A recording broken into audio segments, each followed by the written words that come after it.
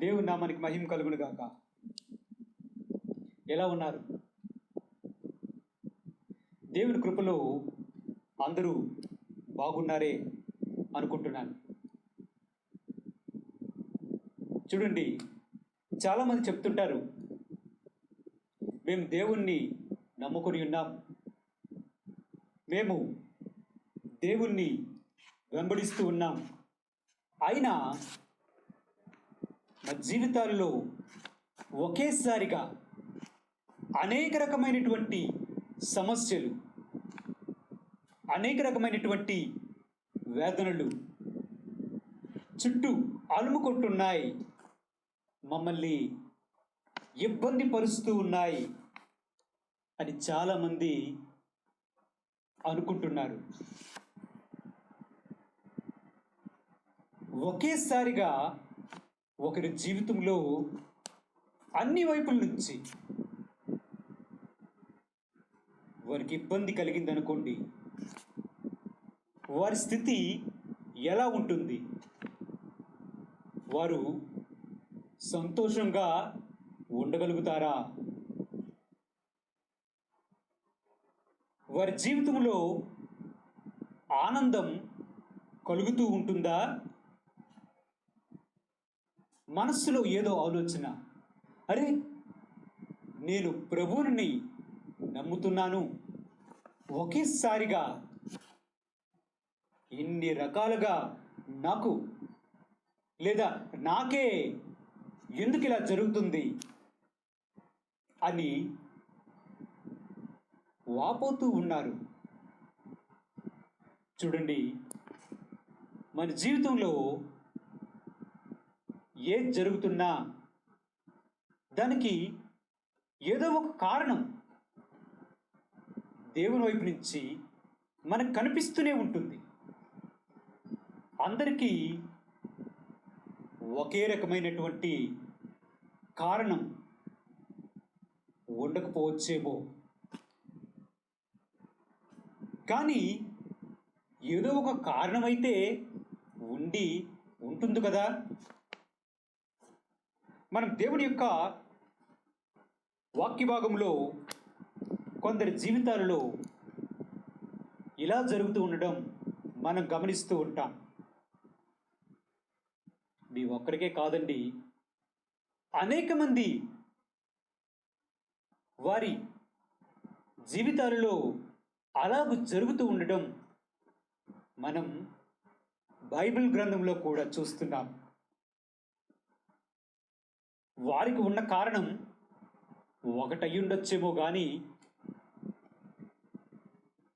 అదే కారణం మీ జీవితంలో కాకపోయి ఉండొచ్చు. కానీ అన్నిటికీ దగ్గర సంబంధాలను మనం చూడగలుగుతాం. దేవుని యొక్క వాక్యంలో చూద్దాం. 1వ సమూయేలు గ్రంథంలో ఇక్కడ మనకి ఒక కుటుంబం కనిపిస్తుంది.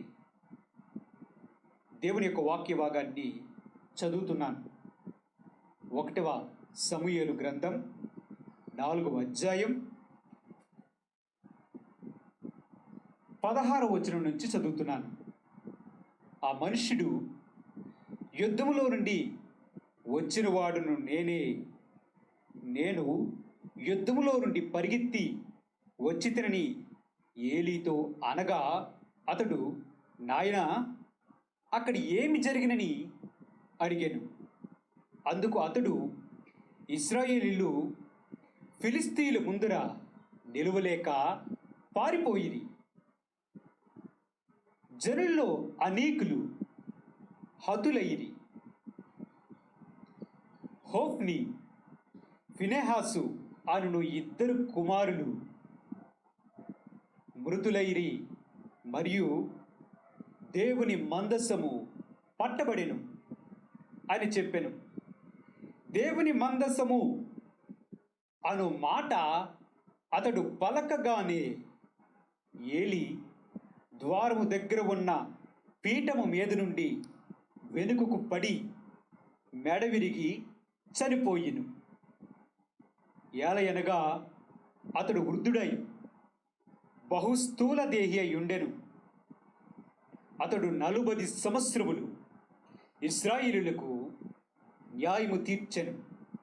ఏలీ కోడలగు ఫినెహాసు భార్యకు అప్పటికి గర్భము కలిగి కనుప్రొద్దులై ఉండగా దేవుని యొక్క మందస్సము పట్టబడిననియు తన మామయు తన పెనిమిటియు చనిపోయినని ఆమె విని నొప్పులు తగిలి మోకాళ్ళు మీదకి కృంగి ప్రసవమాయెను.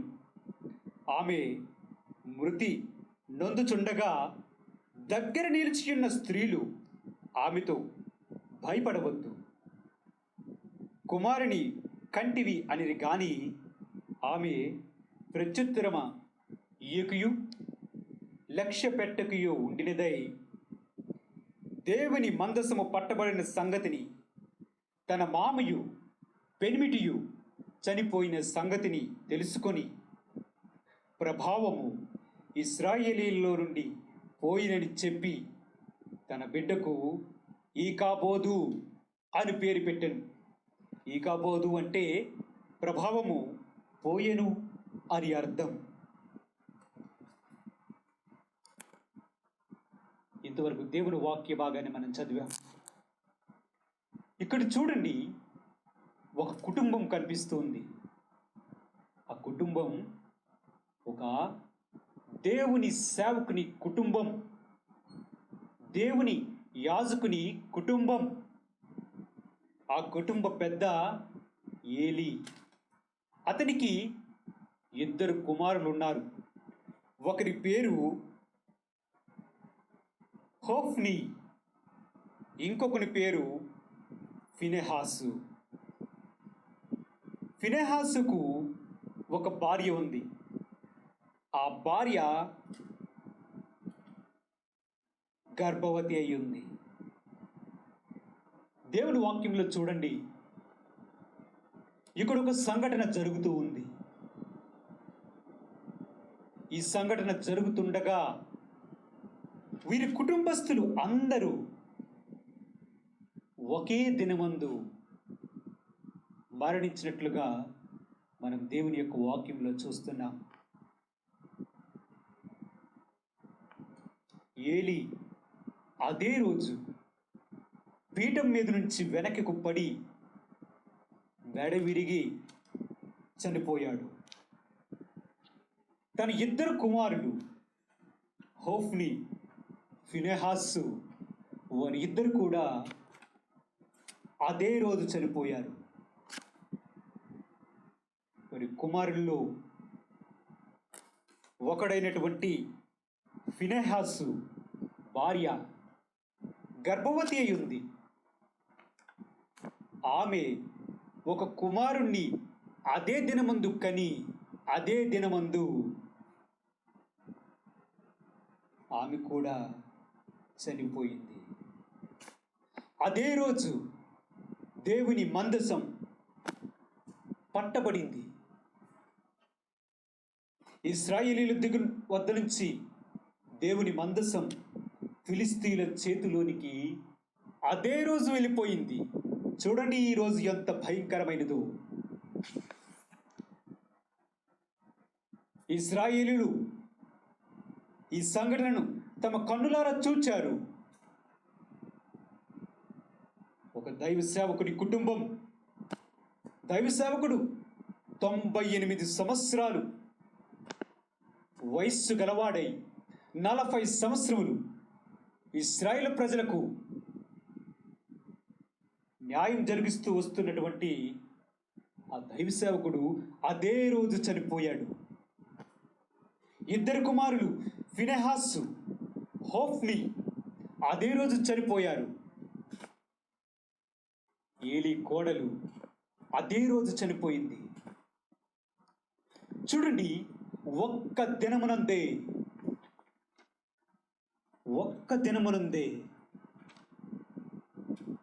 వారి కుటుంబం మీదకి ఎంత ఉపద్రవం వచ్చి పడిందో చూడండి.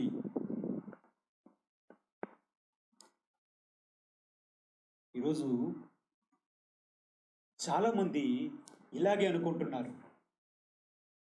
ఒకేసారి నాకెందుకు, నా బ్రతుకులో ఎందుకు, మా కుటుంబంలో ఎందుకు ఇలా జరుగుతుంది? నేను బాగానే ఉన్నాను కదా, మరి ఎందుకు ఇలా జరుగుతుంది? మా కుటుంబానికి ఎందుకు ఇలా జరుగుతుంది? నాకే ఎందుకు ఇలా జరుగుతుంది అని వాపోతూ ఉన్నారు, ఆలోచిస్తూ ఉన్నారు, బాధపడుతూ ఉన్నారు. చూడండి, దేవుడు హృదయపూర్వకముగా ఏ మనుష్యునికైనను విచారమునైనను బాధనైనను కలుగు చేయడు. నీవు సంతోషంగా ఉండాలని ఆయన కోరుకుంటాడు. కానీ నువ్వు బాధపడితే, నువ్వు దుఃఖంలో ఉంటే, నువ్వు ఏడుస్తూ ఉంటే, నీకు శ్రమ పడితే సంతోషించే దేవుడు కాదు. మనము చేసినటువంటి పాపములు, మనము చేస్తున్నటువంటి అపరాధములు, మనము చేస్తున్నటువంటి దోషములు, మనము దేవుని కృపకు తగినట్లుగా మనం ప్రవర్తించకపోతే కొన్నిసార్లు ఇలా జరుగుతూ ఉంటుంది. బహుశా ఈ దైవజనుడైనటువంటి ఏలీ కుటుంబంలో జరగడానికి ఒక కారణం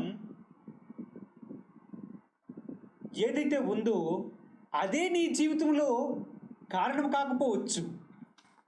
కానీ కారణాలు అన్నీ దాదాపుగా ఒకేలాగా ఉంటాయి సుమా. ఇతని కుటుంబం దేవుణ్ణి వెంబడించే కుటుంబమే కదా. మరి ఎందుకు వీరి జీవితంలో ఒకేసారి ఇలా జరిగింది? దేవుని యొక్క వాక్యంలో మనం పరిశీలన చేస్తే ఈ ఇద్దరు కుమారులు ఉన్నారు ఈ దేవుని సేవకునికి. ఈ ఇద్దరు కుమారులు ఆ యాజకుని తర్వాత ఒక విధంగా చూస్తే దేవుని సేవ చేయవలసినటువంటి వ్యక్తులుగా ఉన్నారు. కానీ వారిని చూస్తే మనము 1 సమూయేలు 2వ అధ్యాయం 12వ వచనంలో చూస్తే, ఏలీ కుమారులు యెహోవాను ఎరుగిన వారై మిక్కిలి దుర్మార్గులైరి.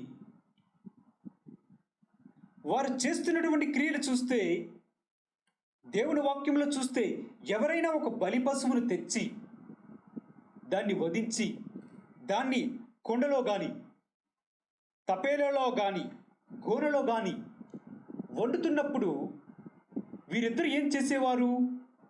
వెళ్ళి ఒక సేవకుని ఏర్పరచుకొని వెళ్ళి వారు కొండలో దేవుని కోసం ఆ ఉడకబెడుతున్నటువంటి మాంసం ఉంది కదా, అది ఉడకబెట్టక మునిపే 3 కొంకిలు కలిగినటువంటి దీన్ని పట్టుకుని పోయి గుచ్చి ఎంత వస్తే దాన్ని ముందు పట్టుకొని రా, మనం తిందాం. అయ్యా, అలా మంచిది కాదు, ముందు దేవుడికి అర్పించాలి, తర్వాత మీరు ఏదైనా చేసుకోవచ్చు అని ఎవరైనా చెప్తే దాన్ని అంగీకరించడానికి వారికి మనస్సు లేదు. ఎవరైనా ఒక బలి పశువును వధించి దానిలో ఉన్న కొవ్వంతటిని దేవునికి అర్పించాలి అని దానికోసం సిద్ధపడుతూ ఉంటే వీరిద్దరూ ఒక సేవకుని ఏర్పరచుకొని వెళ్ళి ఆ బలి పశువు వధిస్తున్నప్పుడే మాంసం పట్టుకొని వచ్చాయి, మనం తిందాం. ఒకవేళ వధిస్తున్నటువంటి వాడు, అయ్యా అలా కాదు, మొదట దేవునికి దీన్ని మనము అర్పిద్దాం. దీన్ని దేవునికి ముందు కొవ్వంతటిని అర్పిద్దామనంటే దాన్ని కూడా వారు అంగీకరించకుండా ముందు మాకు కావాలి, నువ్వు ఇస్తావా ఇవ్వవా? అలా కాదయ్యా, ముందు దేవునికి కొవ్వు దహిద్దాం, దహించిన తర్వాత మీకెంత కావాలో అంత తీసుకోండి అని అంటే, లేదు లేదు, దేవుడు తర్వాత ముందు మాకు పెట్టండి, నువ్వు ఇవ్వకపోయావనుకో బలవంతంగా అయినా తీసుకుంటాం అని చెప్తూ ఇలాంటి క్రియలను చేస్తూ ఉండేవారు. ఒకవేళ మహిళలు ఎవరైనా వచ్చి దేవుని గుడారం ముందు ఆయన ద్వారము దగ్గర సేవ చేయాలి అనుకుంటే వారితో సహించడం, అసభ్య ప్రవర్తన కలిగి ఉండడం చేస్తూ ఉండేవారు. చూడండి, వీరు దేవునికి సంబంధించినటువంటి ప్రజలు, దేవుణ్ణి యాజకులుగా ఉండవలసిన వారు, దేవుణ్ణి ఆరాధించవలసినటువంటి వారు. తన తండ్రి తర్వాత ఒక విధంగా చూస్తే వీరే యాజకత్వం చేయవలసినటువంటి వారు. కానీ ఇట్టి వారు తమ ప్రభువునే ఎరుగినటువంటి వారుగా ఉన్నారు. తమ ప్రభువునే తృణీకరించేవారుగా ఉన్నారు. ఈ కార్యక్రమాలు చేయడం వలన వారు ఇశ్రాయేలు ప్రజలు ఎవరైనా వచ్చి దేవునికి అర్పణ అర్పించాలంటే అసహించుకునే విధముగా చేయడానికి వీరిద్దరూ కారణమయ్యారు. ఆ ఇద్దరు కుమారులు దేవుని ఆరాధించడానికి ప్రజలు రావడానికి ఆటంకంగా నిలిచారు. చూడండి, ఈ విషయాలన్నీ తెలిసినటువంటి తండ్రి ఒకానొక దినమున వారితో మాట్లాడుతూ ఇలా అన్నాడు, కుమారులారా, మీరు చేస్తున్నటువంటి కార్యక్రమాలు నాకు తెలుస్తున్నాయి.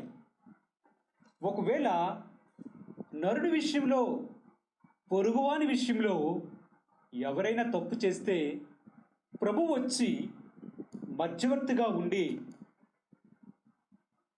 అక్కడ సమస్యను పరిష్కరిస్తాడు. కానీ మీరు ఆ దేవుని విషయంలోనే తప్పుగా ప్రవర్తిస్తే మీ కొరకు ఎవడు విజ్ఞాపన చేస్తాడు?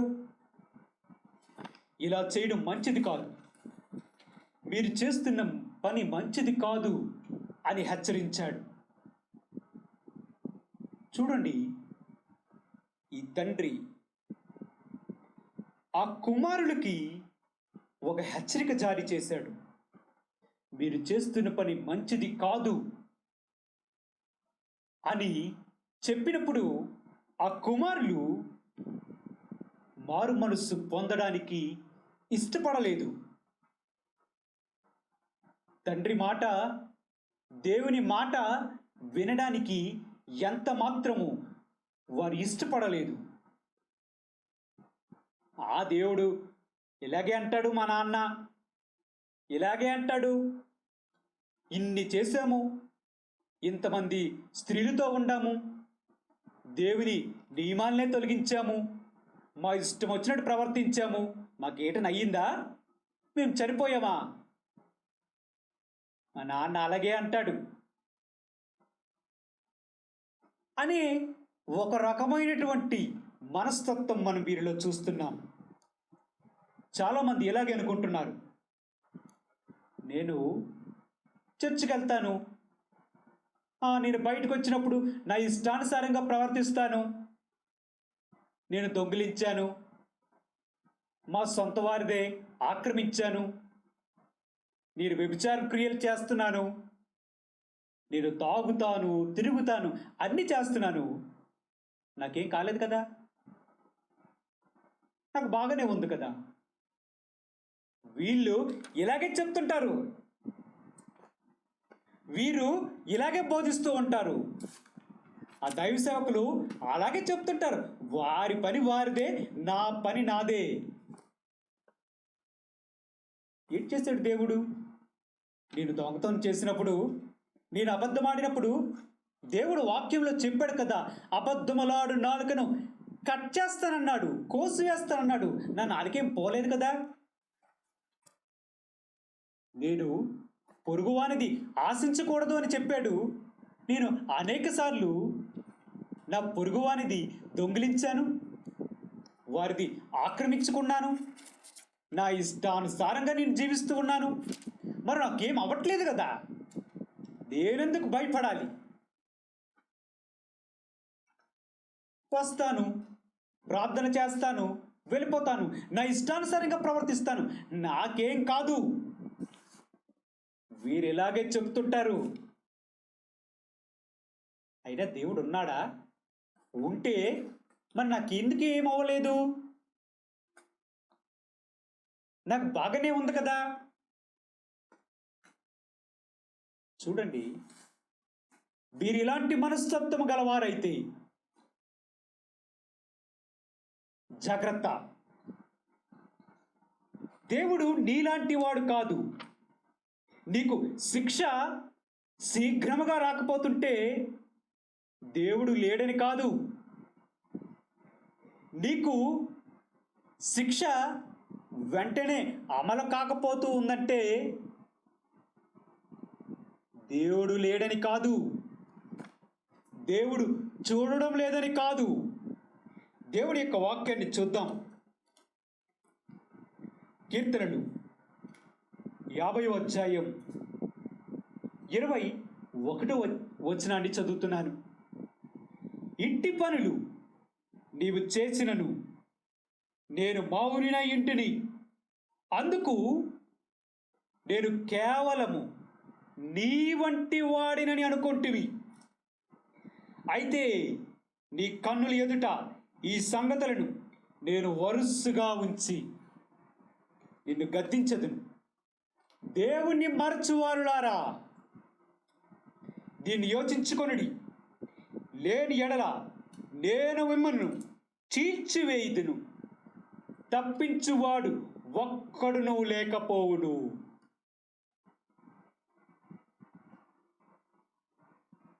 క్రైస్తవులమని చెప్పుకుంటూ, దేవుని బిడ్డలని చెప్పుకుంటూ పాపానికి, అపరాధానికి, దోషానికి మీ జీవితంలో స్థానం ఇస్తుంటే, ఇంకనూ మీకు శ్రమ రాలేదు గనుక నేను దాన్ని కొనసాగిస్తాను అనుకుంటే, అయ్యో, నీకు శ్రమ. హోప్ని, ఫినెహాసు అనుకుంటున్నారు, అమ్మ నాన్న ఎలాగే చెప్తాడు, దేవుడుంటే మాకు ఎప్పుడో శిక్ష పడి ఉండేది కదా, బాగా మాంసం తింటున్నాం, వచ్చిన స్త్రీలతో మా ఇష్టానుసారంగా జల్సా చేస్తున్నాం, దేవుని మందిరానికి వచ్చినవి తిని ఆనందంగా ఉన్నాం, మాకేమైంది? మాకేం కాలేదు కదా. వాళ్ళు అలాగే చెప్తుంటారు, నేను ఇలాగే ఉంటాను. అమ్మ నాన్న అన్నాడు అయితే ఏంటి అన్నట్టుగా ఉన్నారు. కానీ దేవుడు మౌనముగా ఉన్నాడు అంటే దాని అర్థం నీ వంటి వాడు కాదు ఆయన. దేవుడి యొక్క వాక్యం సెలవిస్తుంది, ఇంటి పనులు నీవు చేసినను నేను మౌనిగా ఉన్నాను, అందుకు కేవలం నేను నీ వంటి వాడిని అనుకుంటున్నావు.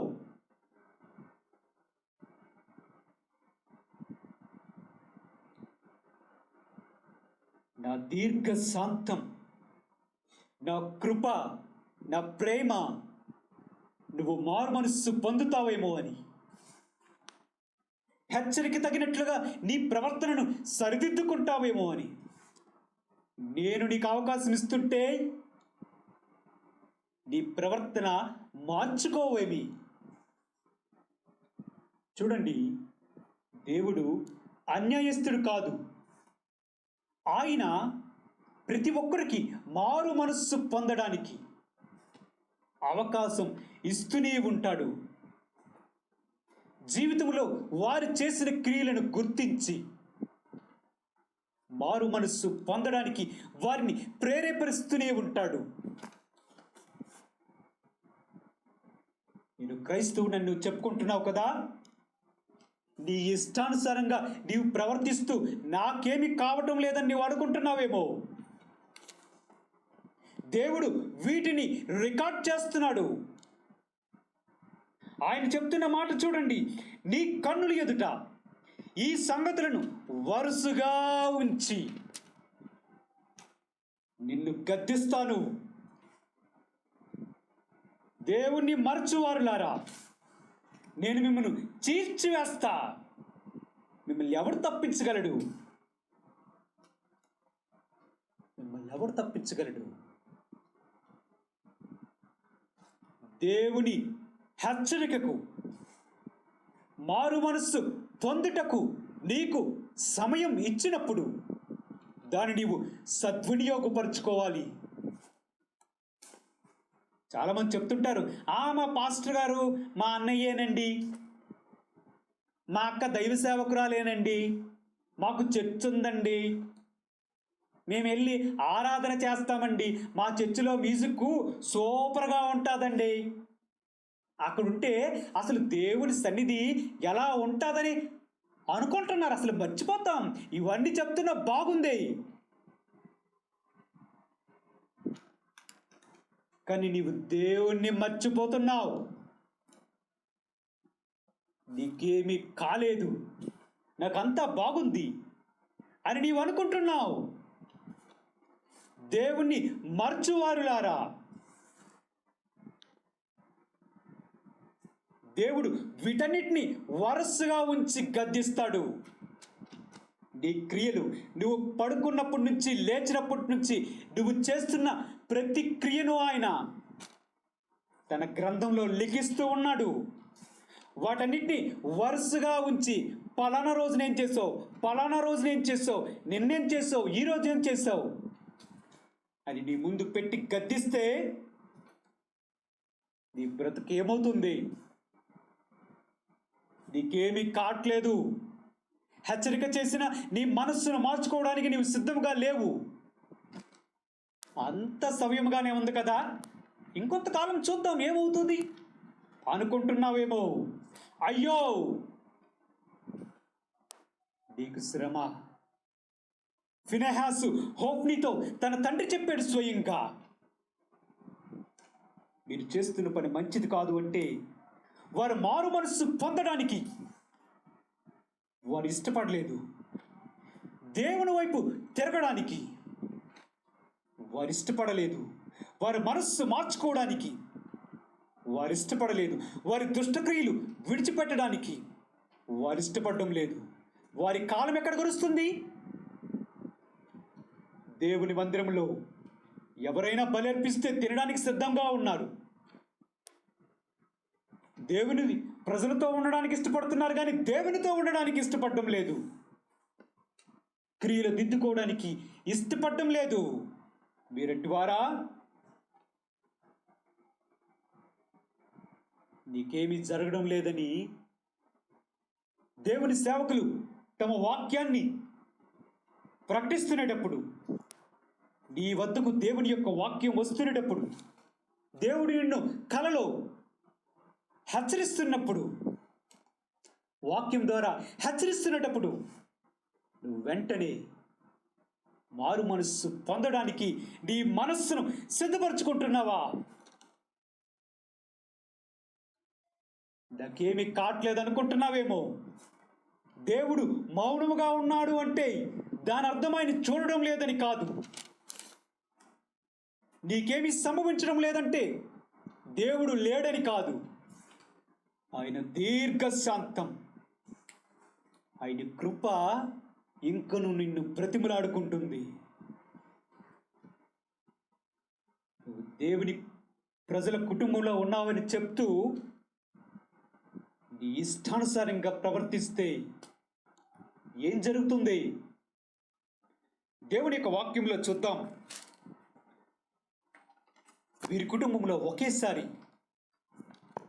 అందరూ చనిపోవడం జరిగింది. తన తండ్రి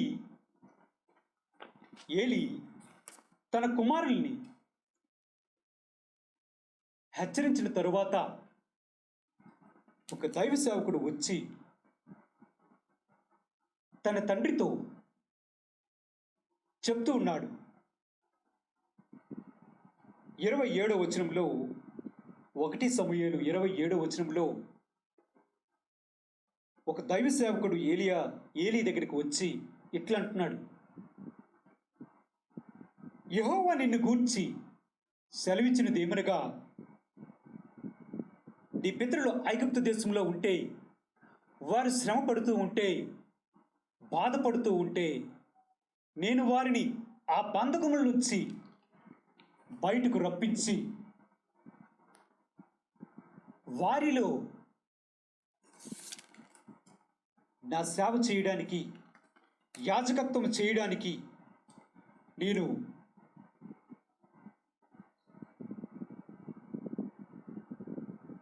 ఏర్పరచుకున్నాను. కొంతమందిని, ఒక గోత్రాన్ని ఏర్పరచుకున్నాను కదా, ఆ గోత్రంలో మిమ్మల్ని వచ్చి నా సేవ చేయమని ఏర్పరచుకుంటే మీరేం చేస్తున్నారు? బలి నైవేద్యములు అన్నీ మీ దగ్గరికి నా మందిరములకు వచ్చినవి పంపిస్తూ, మిమ్మల్ని పోషిస్తూ, మిమ్మల్ని నడిపిస్తూ ఉన్నాను కదా, మీరు దానికి తగినట్లుగా ప్రవర్తిస్తున్నారా? ఇదిగో నీ కుమారులు ఉన్నారు.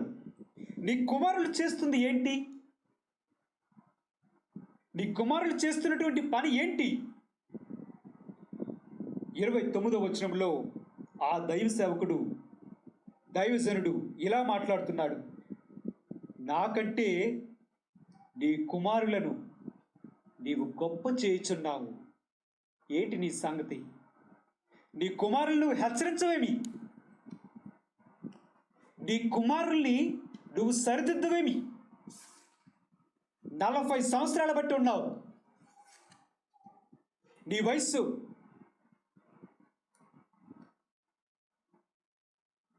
అంతటిలో నీ కుమారులు సరిదిద్దవేమి? నీ కుమారులు చేస్తున్న ప్రవర్తనని ఒకసారి చెప్పి వదిలేస్తావా? నాకంటే నీ కుమారుల్ని గొప్ప చేస్తున్నావు, జాగ్రత్త. నీ ఇంటిలో ముసలివారంటూ ఒకరు కూడా ఉండరు, జాగ్రత్త అని హెచ్చరించాడు. అప్పటికైనా ఈ దైవ సేవకుడు మరలా వారి కుమారుల్ని హెచ్చరించినట్లుగా మనం బైబిల్లో చూడండి. ఈ దైవ సేవకుడు వచ్చిన తరువాత ఆయన హెచ్చరించిన మాటలు చూస్తే ఒక్కరోజుని 2 కుమారులు చనిపోతారు. జాగ్రత్త అని చెప్పినప్పుడు ఆ దైవ సేవకుడు తిరిగి మరలా హెచ్చరించడేమి? చూడండి, ప్రతి మనిషికి దేవుడు స్వేచ్ఛనిచ్చాడు. ఒక కుటుంబంలో తల్లిదండ్రులకు ఎంత స్వేచ్ఛ ఉందో కుమారులకు కూడా స్వేచ్ఛ ఉంది. అంత మాత్రాన వారి మట్టికి వారే తెలుసుకుంటారు, వారి జీవితం వారిది అన్నట్టుగా ఉంటున్నారే కానీ దేవుని విషయంలో మీరు వారికి హెచ్చరిక చేయడానికి ఎందుకు వెనకాడుతున్నారు?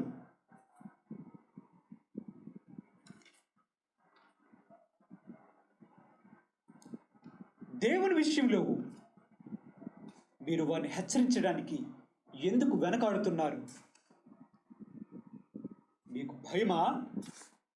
నేను గట్టిగా మందలిస్తే నేను ఆత్మహత్య చేసుకుంటాను, నేను చనిపోతాను, నేను ఇంటి నుంచి వెళ్ళిపోతాను, నేను లేకపోతే నువ్వెలా జీవిస్తావు అన్నట్టు నిన్ను బెదిరిస్తున్నారా? చూడండి, మీరు కుటుంబ పెద్దగా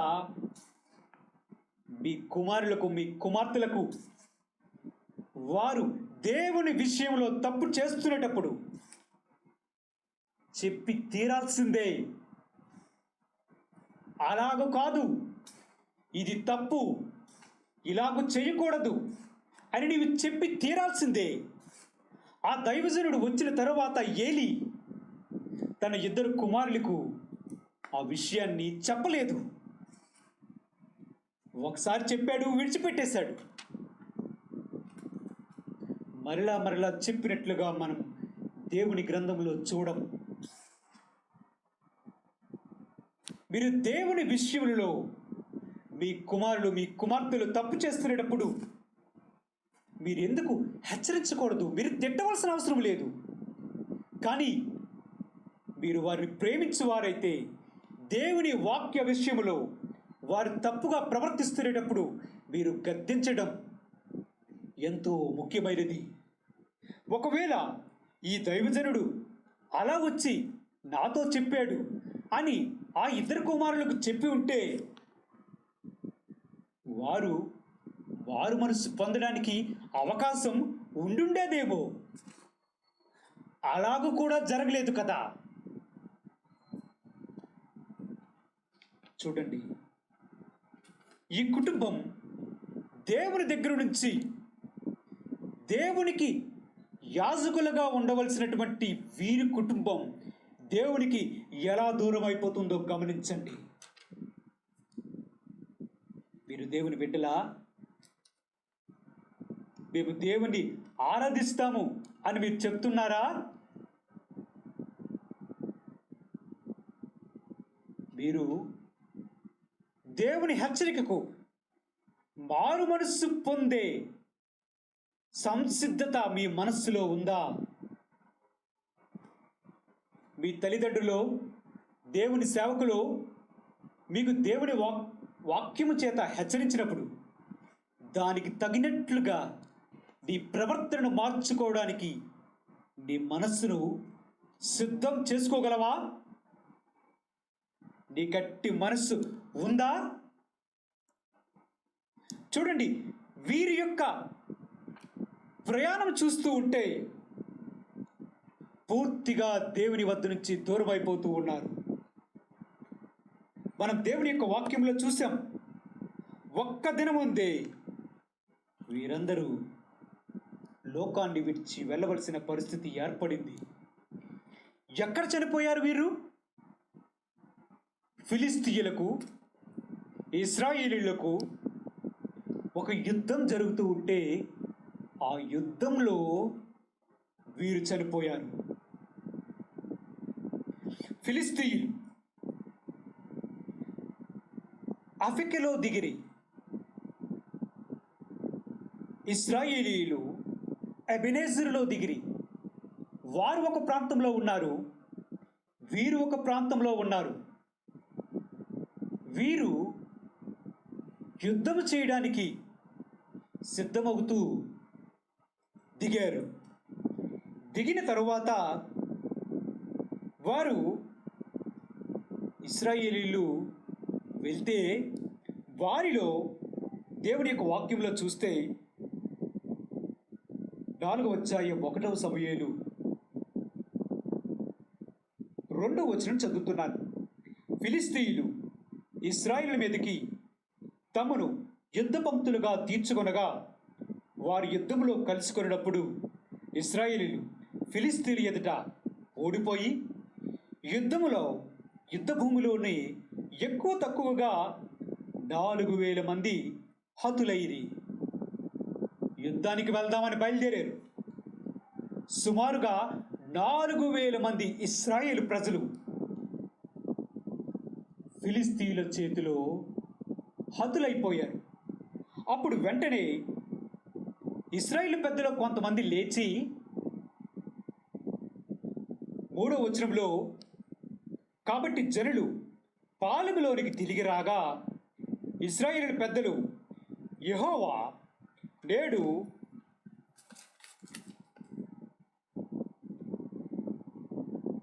మనలను ఫిలిస్తీయుల ముందర ఎందుకు ఓడించెను?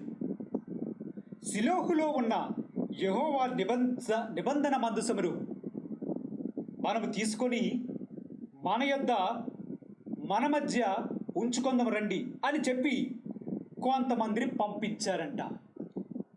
ఇశ్రాయేలీలు ఫిలిస్తీన్లు కలిసి యుద్ధం చేస్తూ ఉంటే ఫిలిస్తీన్ల చేతిలో ఇశ్రాయేలీలు 4,000 మంది హతులైపోయిన తరువాత ఇశ్రాయేలు పెద్దలు ఆ యుద్ధం దగ్గర ఉండి ఆలోచిస్తూ ఉన్నారు, ఈరోజు మనం ఎందుకు ఈ ఫిలిస్తీన్ల చేతిలో ఓడిపోయాం? మనలో 4,000 మంది చనిపోయారు. ఓహో, దేవుడి తోడు మనకుంటే బాగుంటుంది కదా. మనం ఒక పని చేద్దాం, వెళ్ళి షిలోహులో మన దేవుని మందసం ఉంది కదా, ఆ మందసాన్ని పట్టుకొని మన మధ్యకు తీసుకొని వద్దాం. మన మధ్యకు తీసుకొని వస్తే మన దేవుడు మన మధ్యలో ఉంటాడు కదా. మన దేవుడు మన మధ్యలో ఉంటే మనం వీరిని ఫిలిస్తీన్ని ఓడించగలుగుతాం అని అనుకొని పంపించి ఆ దేవుని మందసాన్ని పట్టుకొని వచ్చారు. ఇక్కడే ఒక విచిత్రమైనటువంటి సంఘటన మనము దేవుని యొక్క వాక్యంలో చూస్తాం.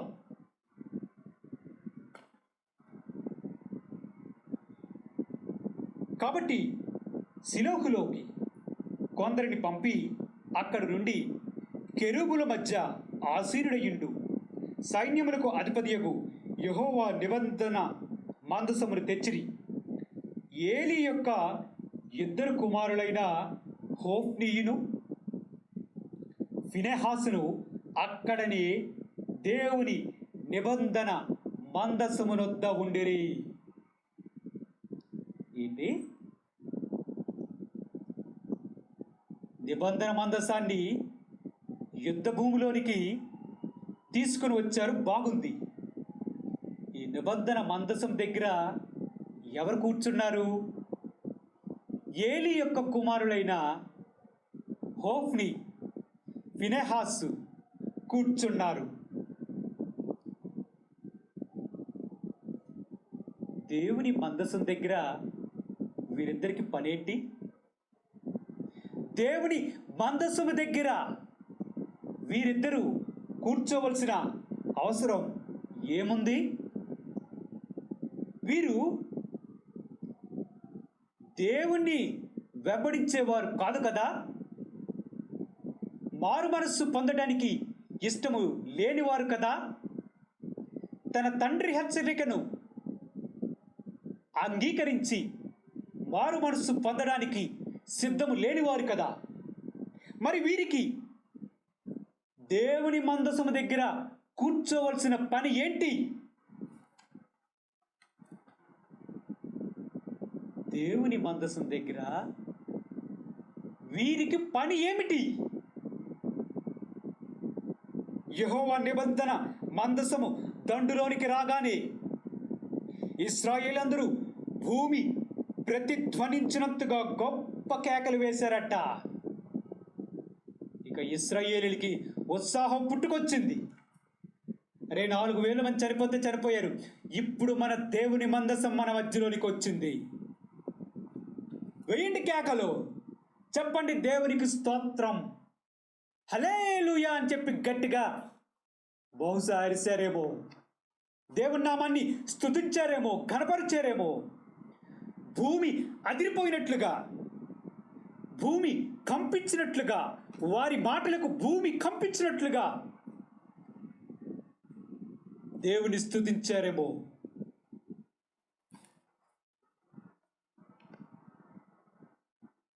చూడండి, మన అవసరాలకి యేసు ప్రభు కావాలా? మన అవసరాలకి ఆయన ఉపయోగించుకుంటామా?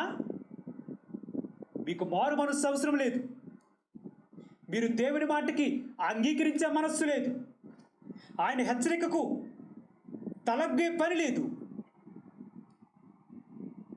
కానీ హల్లెలూయా అంటే దేవుని యొక్క సన్నిధి వారి మధ్యలోనికి దిగి వస్తుందా? దేవుడు వారికి తోడుగా ఉంటాడా?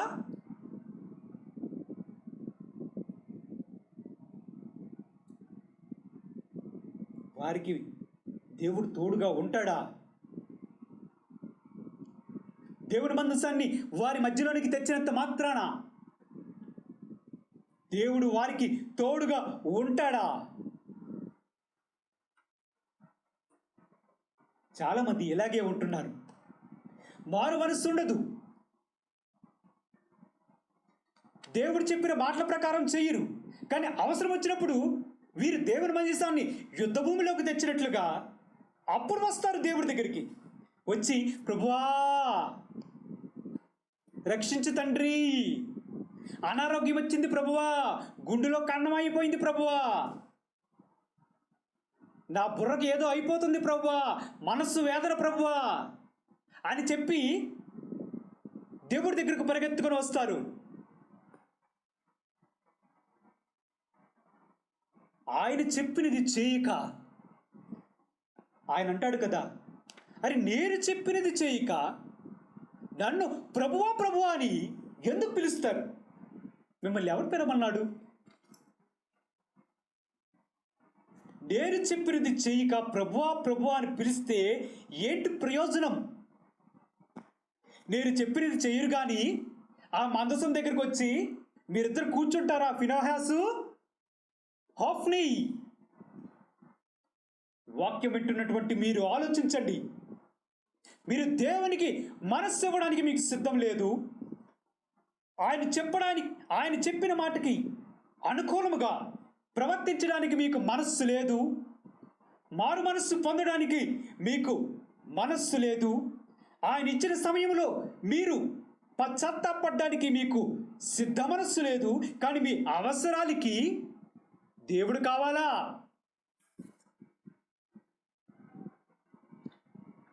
యుద్ధ భూమిలో సమస్య వస్తే, ఎవరు సహాయం చేయకపోతే, ఏ దిక్కు లేకపోతే అప్పుడు వచ్చి ప్రభు దగ్గరకు వచ్చి ప్రభువా అని గట్టిగా స్తోత్రం చెల్లిస్తే భూమి అదిరిపోయినట్లు నీవు ఆయన్ని స్తుతిస్తే ఆయన నీ మధ్యలో నీకు వస్తాడా?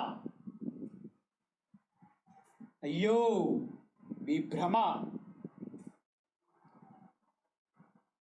మీ క్రియలు లేని విశ్వాసం దేనికి పనికొస్తుంది? క్రియలు చూస్తే మీ ఇష్టానుసారమైనవి, అవసరం వస్తే ఆయన కావాలా? అవసరం తీరిపోయిన తర్వాత దేవుడు ఎవరో ఎప్పుడో వెళ్ళొచ్చు దేవుడి దగ్గరికి. వీళ్ళు చాలామంది దేవుని వలన స్వస్థత పొందిన వారు ఉన్నారు.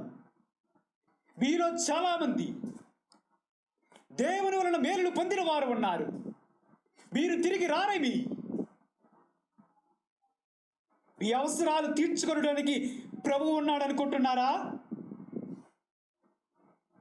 ఆయన ఉపయోగించి మీ ఇష్టానుసారముగా తిరగడానికి వెళ్తున్నారా? జాగ్రత్త.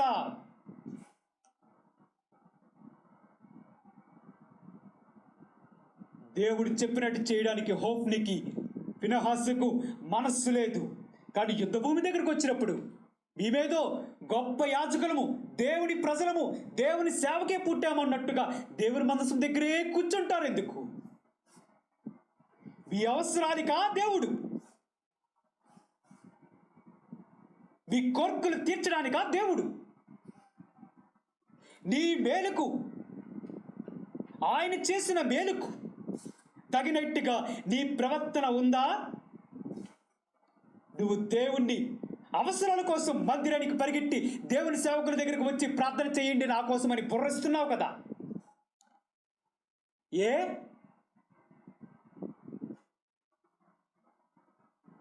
నీకు విశ్వాసం ఉందా?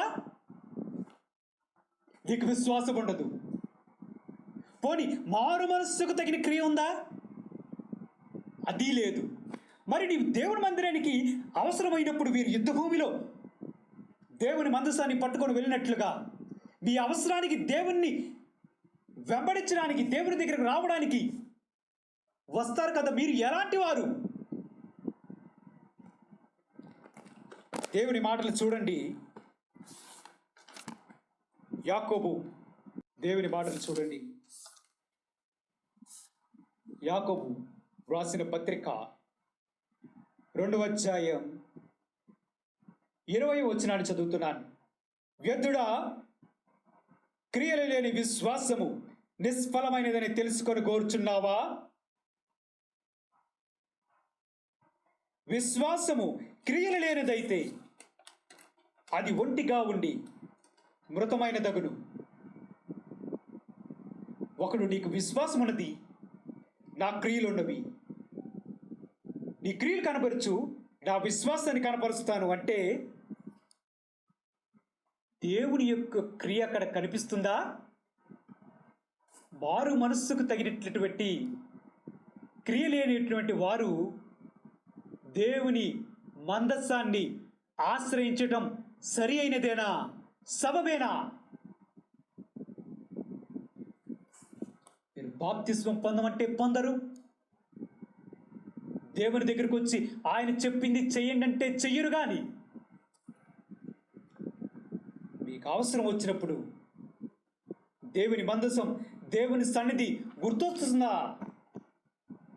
మీరు ఫినెహాసు, హోఫ్నీ లాంటి వారు కారా? ముందు మారు మనస్సు పొందండి, మీ క్రియలను మార్చుకొనండి, తర్వాత దేవుడి దగ్గరికి రండి. ప్రభువా ప్రభువా అని పిలిస్తే సరిపోతుందా? మన దేవుని యొక్క వాక్యంలో చూస్తున్నట్లుగా వారు భూమి కంపించినట్లుగా పెద్ద కేకలు వేశారు. భూమి అదిరిపోయిందంట. ఫిలిస్తీన్లు జడిసిపోయారు. అరే, ఇంతవరకు బాగానే ఉన్నారు కదరా, 4,000 మందిని మనమే హతం చేశాం, పరిగెట్టి ఎవడ పట్టుకు వాడి గుడారంలోనికి పారిపోయాడు. ఇప్పుడు ఈ శబ్దం ఏంటంటే వారికి తెలిసింది దేవుని మందసం వచ్చిందంట. అయ్యో మనకి శ్రమరో,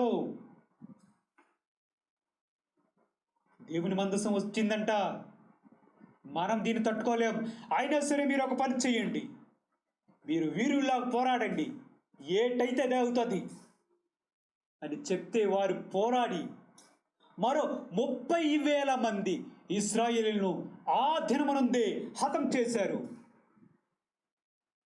ఆ దినమందే హోఫ్నీ, ఫినెహాసు దేవుని మందసం దగ్గర ఉండి కూడా వారు కూడా హతులైపోయారు. యాజకులు తప్ప ఎవరూ ముట్టలేనటువంటి ఆ నిబంధన మందసమును ఫిలిస్తీన్లు పట్టుకుని పోయారు. గట్టిగా కేకలేసినంత మాత్రాన, దేవుని స్తుతించినంత మాత్రాన మారు మనస్సు లేని, క్రియలకు విశ్వాసము లేని ప్రార్థనలకు ఆయన జవాబిస్తాడా? మరిలో అనేక మంది ఇలాగే ఉంటున్నాం. పేరుకే క్రైస్తవులు, అవసరానికి యేసు ప్రభు, అవసరం తిరిగిన తర్వాత ఎవరి దారి వారిదే. లేదా పేరుకే క్రైస్తవులు, ఎవరిష్టానుసారమైనటువంటి వారి క్రియలు, శ్రమ వస్తే ప్రభువు, లేకపోతే దేవుడు ఏమి చేశాడు. మొదట నీ క్రియలను సరిదిద్దుకోవాలి. దేవుడు నిన్న నేడు నిరంతరం మారినవాడు, ఏకరీతిగా ఉన్నవాడు. మన క్రియలు ఏంటి? మన పరిస్థితి ఏంటి? మనకు విశ్వాసం ఉందా? క్రియలు మాత్రమే ఉన్నాయా? క్రియలు లేని విశ్వాసమా? మారు మనస్సు లేని విశ్వాసమా? క్రియలు మార్చుకోలేని బుద్ధ? విశ్వాసము లేని ప్రార్థన? నమ్మకం లేని విశ్వాసమా? అసలు ఏంటి మన పరిస్థితి?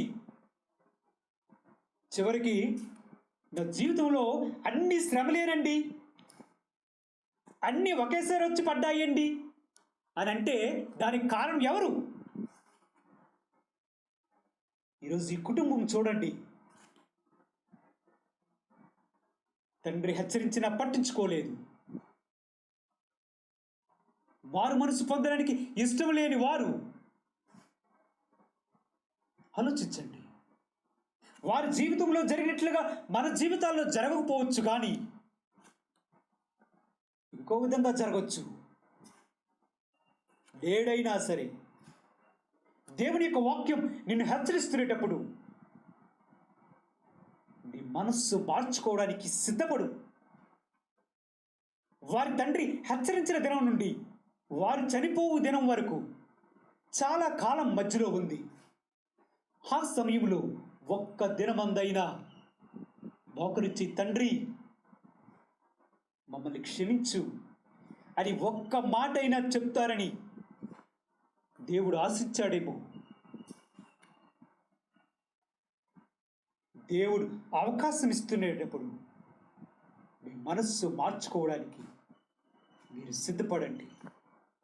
ప్రార్థన చేసుకుందాం. స్తోత్రముల ప్రభువా, తండ్రి, కుమార, పరిశుద్ధాత్మ తండ్రి, మీ పాదములకు వందనాలు. ఎందరైతే ఈ వాక్యాన్ని వింటున్నారో తండ్రి, వారితో నీవు మాట్లాడమని కోరుచున్నాను తండ్రి. అవును తండ్రి, మా క్రియలు, మా అపరాధములు, మా పాపములు, మా దోషములు మీకు దూరముగా పట్టుకుపోతున్నాయి. ఎంత హెచ్చరించినప్పటికీ, ఎంత దేవుని యొక్క వాక్యాన్ని విన్నప్పటికీ మారు మనస్సు పొందడం లేదు. అట్టి వారితో నీవు మాట్లాడుము తండ్రి. ఇంకా సమయం ఉంది, ఇంకా నేను మారుతాను అనుకుంటున్నారేమో ప్రభువా. నీ ఉచితమైనటువంటి కృప, నీ దీర్ఘశాంతము వారికి అవకాశం కలిగిస్తునేటప్పుడు వారు మనసును కఠినపరుచుకోకుండా నీ వైపు తిరిగి నీ ఉచితమైన రక్షణ భాగ్యం పొందే కృప దయచేయండి తండ్రి. తల్లిదండ్రులు వారి కుమారులకు, కుమార్తెలకు, ఇంటివారు వారి కుమారులకు, కుమార్తెలకు దేవుని వాక్య విషయంలో హెచ్చరించి నీ వైపు నడిపించే కృప, బోధించే జ్ఞానం, సరిదిద్దే జ్ఞానం మీ నామమున అనుగ్రహించమని కోరుచున్నాను ప్రభువా. హఠాత్తుగా జరిగే ఇటువంటి ఉపద్రవముల నుంచి వారి కుటుంబములను వారిని వారు రక్షించే కొనేటట్లుగా ఈరోజు మారు మనస్సు పొందడానికి, నీ వైపు తిరగడానికి, నీ వైపు చూడడానికి, నీ దగ్గరికి రావడానికి మోకాల్లోని నేడే ఈ దినమందే